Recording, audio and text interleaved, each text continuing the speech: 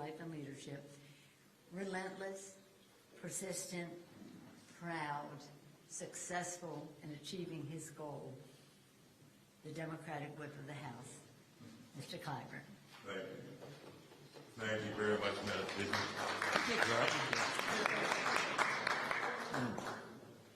Thank you very much, Madam Speaker. Let me begin by thanking the Republican Whip for his cooperation in getting all this done. My real colleague, my homeboy, Tom Rice, who represents Georgetown these days here in the Congress. Madam Speaker, you've been so prescient with so many things. I first approached the Speaker about naming a room here in this building for Joseph Rainey, and she was very receptive to doing so, but a bit hesitant in telling me where the room would be and when. Well, we all knew that December 12th was the 150th anniversary of his having been sworn in, but she had something else in mind, and she came up with room 150.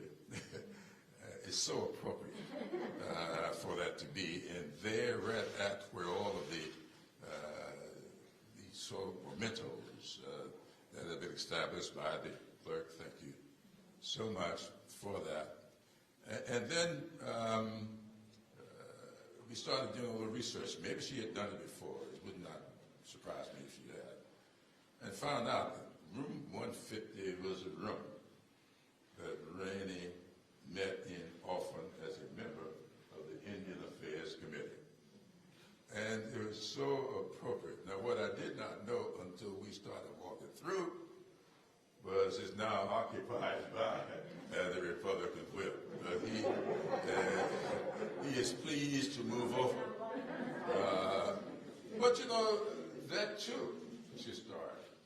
Joseph S. Rainey was a Republican. And so you ought not feel too anxious about that. He's working.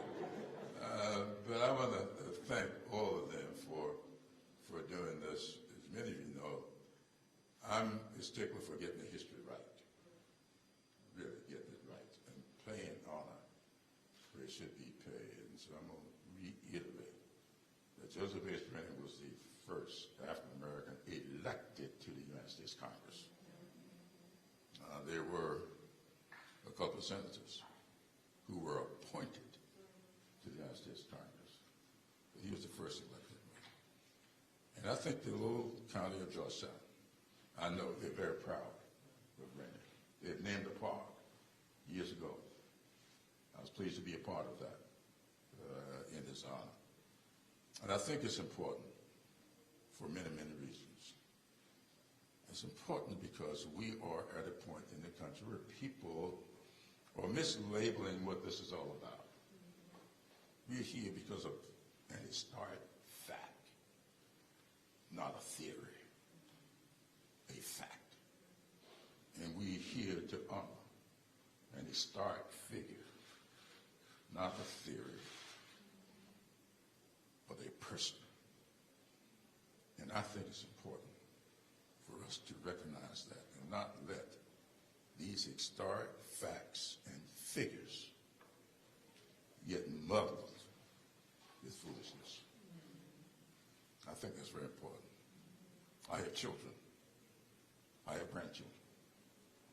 I want them to feel as proud of this country as I am. But I always say to people, just remember, anything that's happened before can happen again. And when I go around my lovely state, people often refer to me as the first African-American to serve in the United States Congress. I'm the 9th from South Carolina. The problem is there are 95 years between number 8 and number 9. 95 years. Anything that's happened before can happen again. That's why it's so critical for us to keep things in the proper perspective and remember, history should be learned from, grateful, honored. That's why we're here today. And I want to thank this family for coming here and being a part of this. You'll make me real proud of my lovely state. And with that, I'm pleased to yield to the chair of the Congressional Black Caucus. Though she hails from Ohio, is okay. It was one of the places on the Underground Railroad. And I was pleased to be a part of establishing the Underground Railroad Museum in Cincinnati, Ohio, with Lou Stokes and Bob Portman, the Republican senator from Ohio. So we have always been bipartisan with this historic stuff. And I thank these two members for being in here, but keep it that way. George Bailey. Thank you. Today we're gathered to commemorate the legacy of Congressman Joseph H. Rainey. Madam Speaker, Majority Whip, and colleagues, thank you for being here, for sponsoring the legislation, having us in your room. Earlier I had the opportunity to meet the family, and then with his great-granddaughter, as we stood next to that photo of your great-grandfather and took that picture. I will cherish it forever. Historic does not seem like an adequate enough word to describe the life of Congressman Joseph H. Rainey. Through tenacious trials and tribulations, he became, as you have heard, the first elected black member of Congress and the longest-serving black lawmaker during Reconstruction. He worked to pass comprehensive civil rights legislation and advance the rights of Americans regardless of rank, creed, or color. He oversaw legislation to prosecute Klansmen, defended voting rights, and ensured equitable access to financial services. And isn't it ironic that old battles have again become new? As we continue our fight to defend our rights to vote and our democracy against those who would erase the progress we have made, we say thank you, Congressman Rainey. Progress such as a moment in history, Mr. Clyburn. 101 years after Congressman Rainey was sworn in, when 13 black members of the Congressional Black Caucus came together to form the Congressional Black Caucus. And here I stand as the 27th chair, the 9th female, with my colleagues who are here today. We say thank you to the family for giving us him during our 50th anniversary last year. And we continue to embody the legacy of Congressman Rainey. Congressman Rainey's story shows that although oppression can hinder progress, it cannot stop it. His historic legacy opened the door for young black women and men to pursue elected office, and for that we are grateful. His legacy lives on through you. Cherish that. It lives on through you and through everyone here today and in this room, which we will forever commemorate his life and his contributions to the United States. And from the CBC, that's our power, that's our message as the conscience of the Congress. Thank you. And it gives me great pleasure to yield to Whip Scalise. Oh, I'm sorry. I like this even better. I like this a lot. It gives me great honor and pleasure to yield to Lorna Rainey, the great-granddaughter of Joseph H. Rainey. The floor is yours, and yes, you may applaud.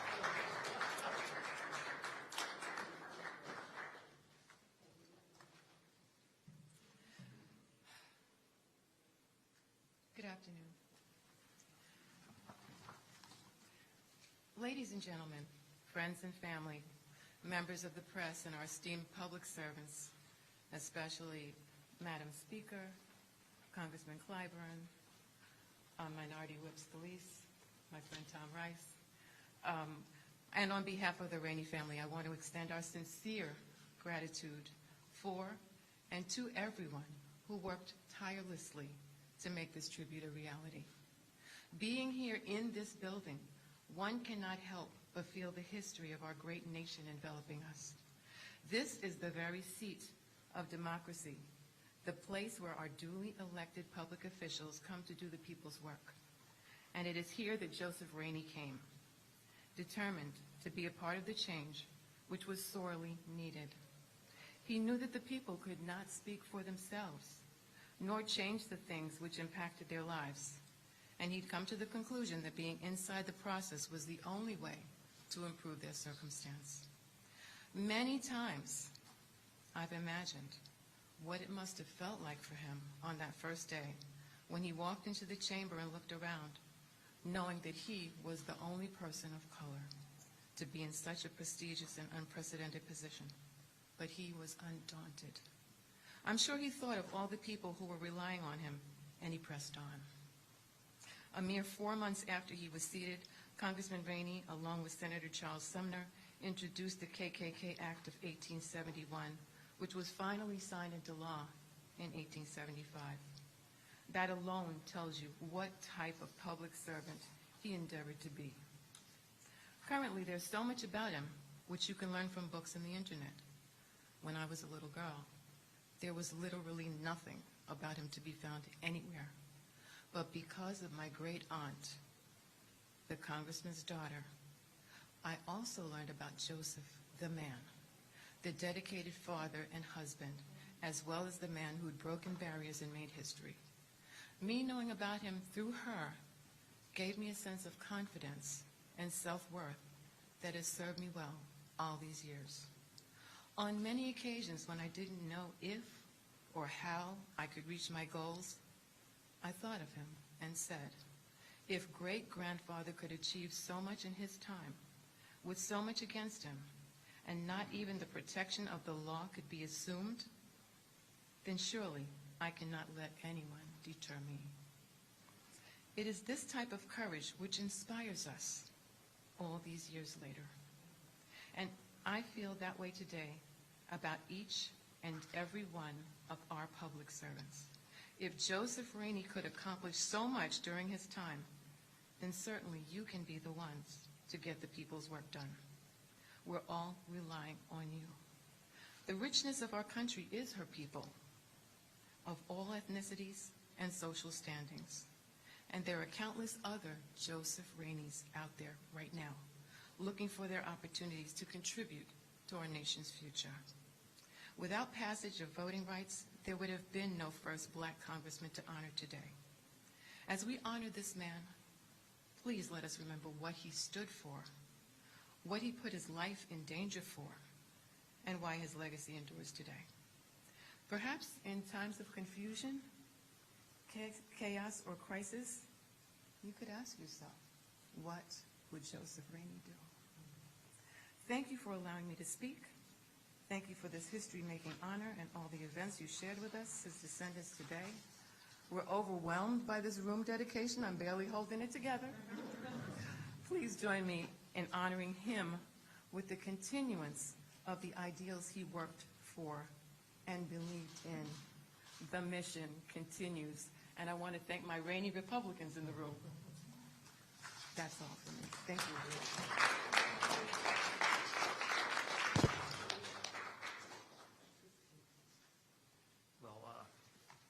Such wonderful words. It's truly an honor to be a part of this dedication, especially to be in the presence of Joseph Rainey's family, to be descendants of somebody that we've honored many times. We've walked past portraits of Joseph Rainey. Jim Clyburn has always had this portrait, not this exact one, a replica of this portrait in his office. Jim Clyburn and I, as the Republican and Democrat whip, actually have, every now and then we might spar, but we actually have a lot of things in common too. He's a history teacher. As a student of history, we've both looked at and appreciated some of the same history of this country, and especially as it's depicted in this Capitol. I used to go to work every day in a room that is now called the Lincoln Room. It's a room that Abraham Lincoln used to spend time in. Jim is now the person who has the Lincoln Room. He pays tribute to Abraham Lincoln.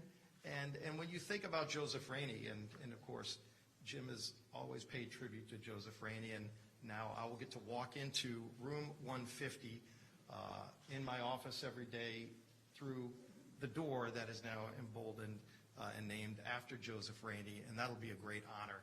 Because if you think about the two of them, Abraham Lincoln fought slavery, ultimately led the fight to change the Constitution to end slavery, and then you think about Joseph Rainey, who was born into slavery, who ultimately became free, and then just a few years after the end of slavery, gets elected to be the first African-American member of Congress. Just a great story. But he didn't just come up here to hold a title. He came up here to make a difference, and make a difference he did. As Speaker Pelosi mentioned, led the fight to pass the Ku Klux Klan Act to allow the Justice Department to have more tools to go after the Klan. Led the fight on so many other issues dealing with equality, which was very elusive at that time, but it was his voice, along with others, that really helped break through. And, you know, there's a saying that we hear a lot. It says, only in America. You hear it applied to a lot of things. But when you think about that term, Joseph Rainey is really the embodiment of it, because only in America can someone who's born into slavery actually get elected to the United States House of Representatives, the greatest democracy in the history of the world. We've always been a country with flaws, but our founding fathers talked about making America a more perfect union, and Joseph Rainey, only in America, got to then, after being a slave, come up and do his part to help America become a more perfect union. It is a great tribute.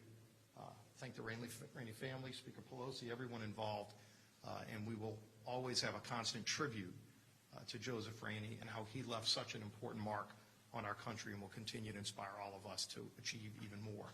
And now the person who brought forward the legislation to bring us to this day to name this room after Joseph Rainey, from South Carolina, my colleague Tom Rice.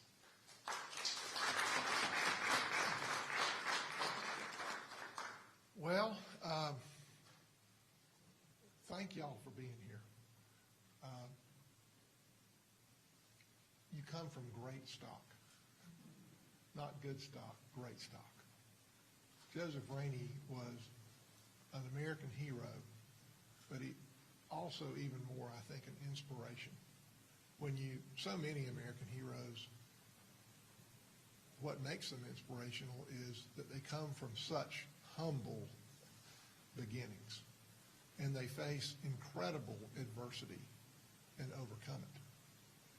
And when I think about Joseph Rainey, I can't imagine anybody that would have overcome any more than what he did.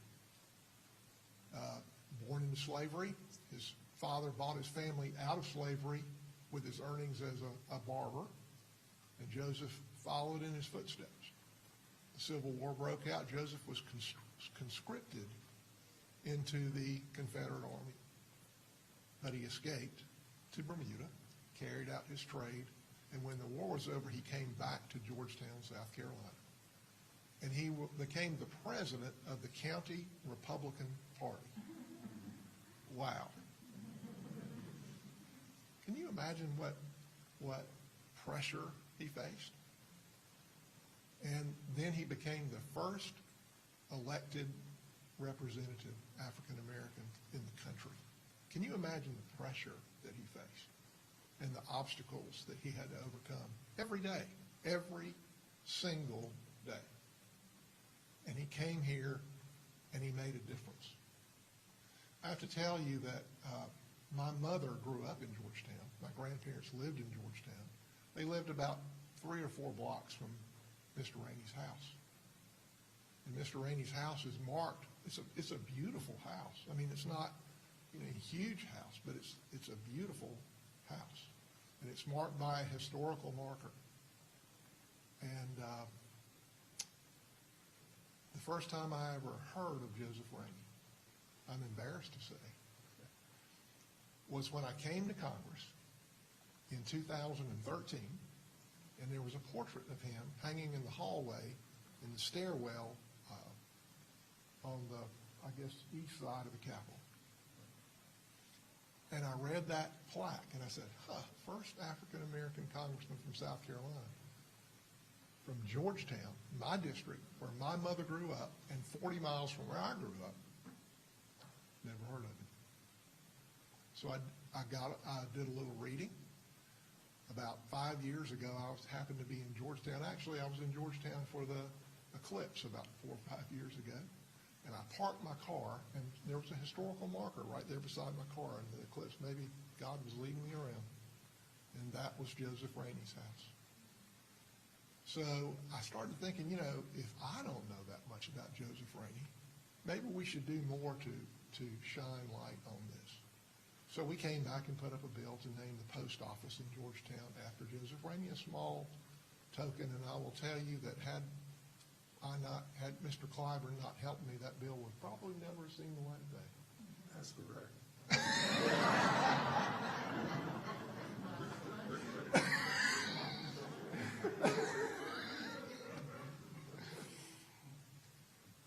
But I got to also say this. My great-great-grandfather, James Henry Rice, he fought in the Civil War for the South. After the Civil War, he ran for the House of Representatives, or the State House Representatives, and won, served one term, and then he became the Secretary of Education in South Carolina. And he opened the first free schools in the state. Now, he was a Democrat. Joseph Rainey was a Republican. Maybe I'm more politically aligned with Joseph Rainey, I don't know. But I'm proud of both of them. I'm proud that they're both South Carolinians. And you, across the hall, I said, you should come and see his house. And I will be happy to show it to you. I would be proud to show it to you. And I am proud of both of them. And this recognition is long, long overdue. And I'm proud for the little part that I played in it. Thank you for being here. Thank you, Madam Speaker. Thank you, Mr. Clyburn, Mr. Scalise, and the whole Rainey family. Thank you.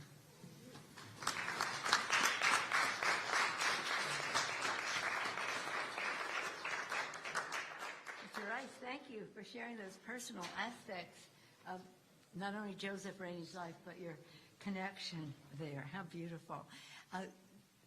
We have been joined by some of our colleagues. Thank you for coming. And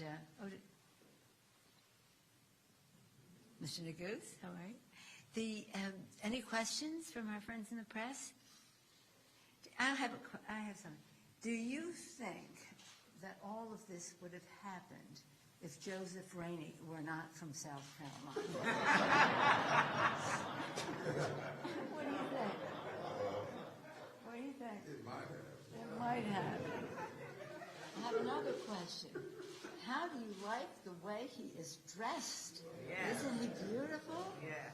I did read in one of the books about Lincoln that when members of the black community ever came to the Capitol, and of course this is after Lincoln, but came to the Capitol, they always came in their Sunday finest, where some white folks sometime were in foul weather gear and other things like that. But he certainly was a beautiful, beautiful, beautiful, dignified member of Congress. And really to the family, thank you. Thank you so much for honoring us with your presence here today. Your great-great-great-uncle, grandfather, has brought us together, Democrats and Republicans. Thank you for that. Now, if there are no questions, we're going to go down the hall, and we're going to participate in history. Let us thank Mr. Clyburn for making that possible. Great job. This is amazing. Somebody got all this.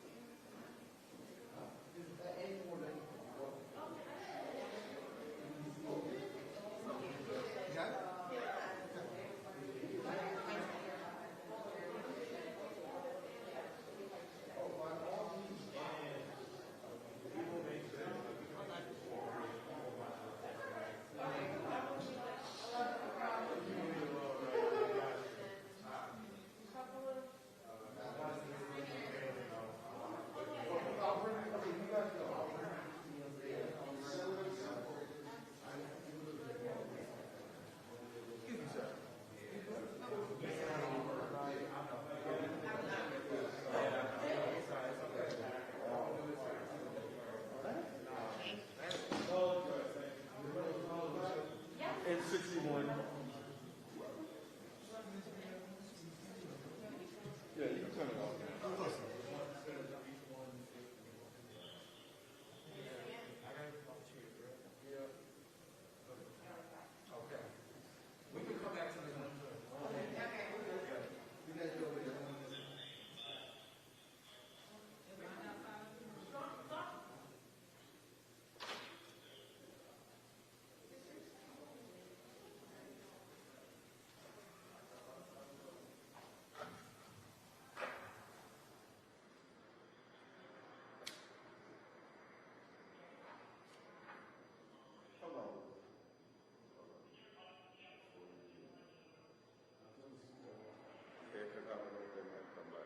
Are they supposed to come back and speak?